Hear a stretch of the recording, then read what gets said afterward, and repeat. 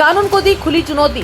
Gel से बाहर आते ही बदमाश ने फिर मचाया आतंक। नागपुर के मोमिनपुरा इलाके में एक बार फिर अपराध का खौफ देखने को मिला, जहां जेल से छूटे कुख्यात बदमाश ने ज्वेलरी दुकान में घुसकर दिन दहाड़े लूट की वारदात को अंजाम दिया। आरोपी ने व्यापारी को जान से मारने की धमकी भी दी। तहसील थाना क्षेत्र में आरोपी शानू उर्फ अरबाज ने दुकान में घुसकर सराफा व्यापारी को धमकाया और करीब 24,000 रुपए की चांदी की पायल लेकर फरार हो गया। आरोपी के खिलाफ पहले से ही 20 से ज्यादा आपराधिक मामले दर्ज है और वो कई बार जेल भी जा चुका है, जहां पीड़ित की शिकायत के बाद पुलिस ने कार्रवाई करते हुए आरोपी को फिर एक बार गिरफ्तार कर लिया है। लेकिन बड़ा सवाल ये है, आखिर बार बार जेल जाने के बाद भी अपराधियों के हौसले बुलंद क्यों है? क्या नागपुर में अब कानून का डर खत्म हो गया है? पोलीस स्टेशन तहसील येथे अपराध क्रमांक 189/2026 कलम 308(2), 309(4), 296, 351(3) भारतीय न्याय संहितेनुसार गुन्हा दाखल करण्यात आलेला आहे।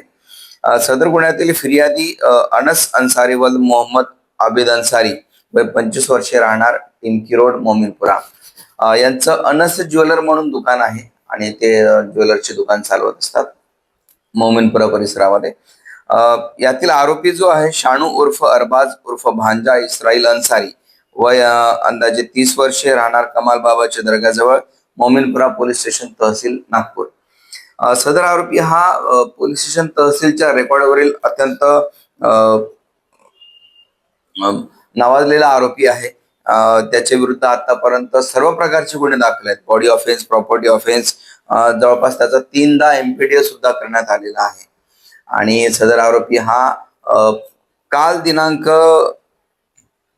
13/4/2026 चे रात्री 8:30 दरम्यान फिर्यादीच्या दुकानामध्ये जाऊन मला चांदीची पायपट्टी दाखव, त्याला पैंजण असं म्हणतात, दाखव असं सांगितलं। फिर्यादीने ती त्याला दिली, परंतु कुठलेही पैसे न देता फिर्यादीकडून जबरदस्तीने हिसकावून तो जायला लागला। त्यावर फिर्यादीने त्याला सांगितलं की बाबा याचे पैसे तरी दे, नाही तर परत तरी कर, परंतु तुला जर इथे धंदा करायचा असेल तर मी जेव्हा जेव्हा येईल तेव्हा मला ज्वेलरी किंवा पैसे द्यावे लागतील आणि आता मला 10,000 रुपये दे, नाहीतर तुला जीवानिशी ठार करेल, अशी त्याला धमकी दिली आणि त्याच्याकडून जबरदस्ती ती चांदीची पैंजण किंवा पायल हिसकावून पळून गेला।